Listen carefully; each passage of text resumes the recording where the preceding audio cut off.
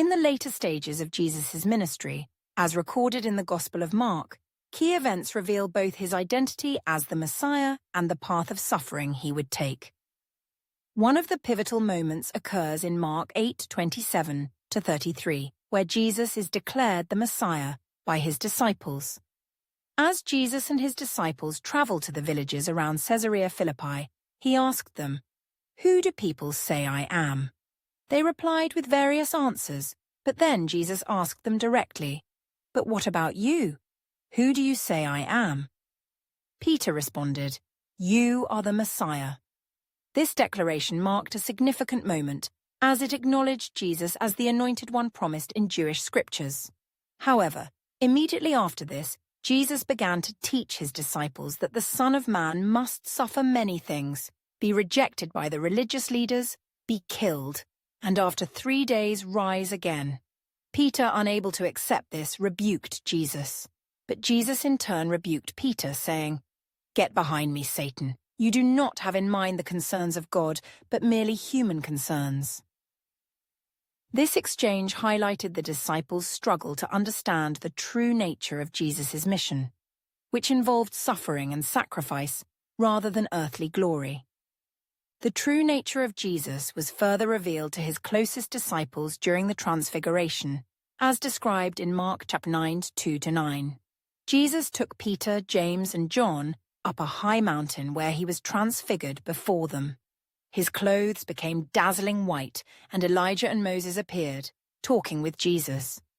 This extraordinary event was a revelation of Jesus' divine glory, showing the disciples that he was more than a prophet. He was the Son of God, in direct continuity with the law represented by Moses and the prophets represented by Elijah. A voice came from the cloud, saying, "This is my Son, whom I love. Listen to him."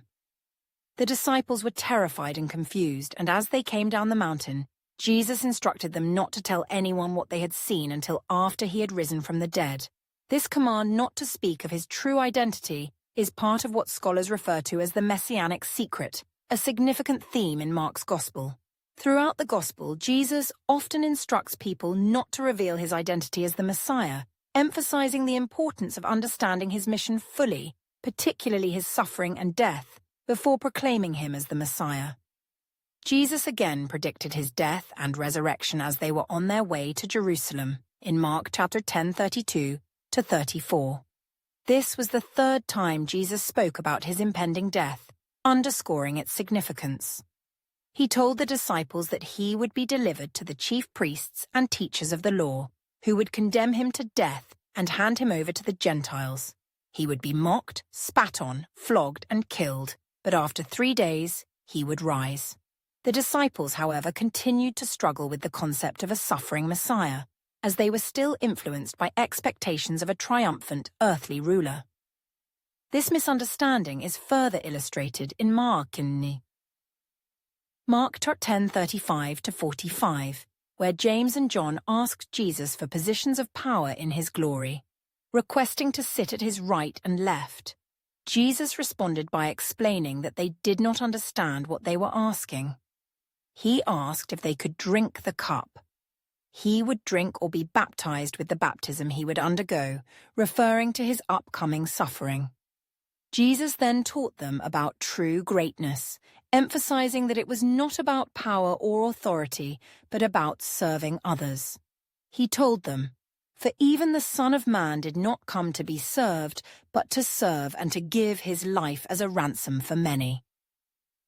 This teaching was a profound lesson in humility and service, showing that Jesus' kingdom was fundamentally different from worldly kingdoms.